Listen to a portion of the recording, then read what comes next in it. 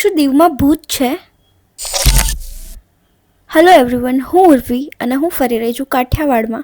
અને આજે હું નીકળી ગઈ હતી દીવ જવા માટે. સૂઈને ઉઠીને જોયું તો કલરના થાંભલા સાથે દીવ આવી ગયું હતું. તો મેં કારમાં થોડુંક સ્કિન કેર કરી લીધું કેમ કે મારે જવું હતું બીચ પર. અને આવી ગયા અમે લોકો બીચ પર. એઝ ઓલવેઝ મમ્મી હરખુડી આગળ ને હું ને પપ્પા પાછળ આવતા હોઈએ, ફોટો ને વિડીયો લેતા એકદમ શાંતિથી.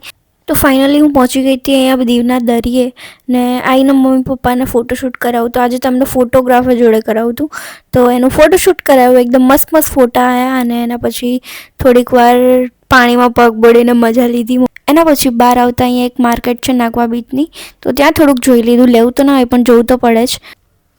એના પછી અમે લોકો ગયા હતા ચર્ચમાં.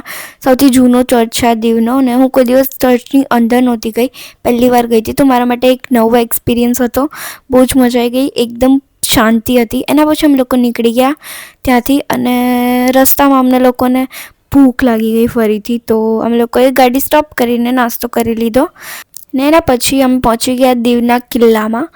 ને કિલ્લાની બહાર આવીને અમે લોકોએ શેરડીનો રસ પીધો અને એના પછી ફરીથી નીકળી ગયા અમે લોકો ઘરે આવવા માટે. અને રસ્તામાં અમે લોકોને જમવાનું પણ બાકી હતું, તો અમે લોકોએ જમી લીધું રસ્તામાં ને આવી ગયા ઘરે. તો ઘરે આવીને થોડીક વાર રેસ્ટ કરીને બીજા દિવસે ન્યૂ યર હતું, તો રંગોળી બનાવવાની હતી. તો હું ને મારા કાકી લાગી ગયા રંગોળી બનાવવા માટે. તો આ કેવી મસ્ત રંગોળી બનાવી દીધી અને બસ એના પછી સૂઈ ગયા.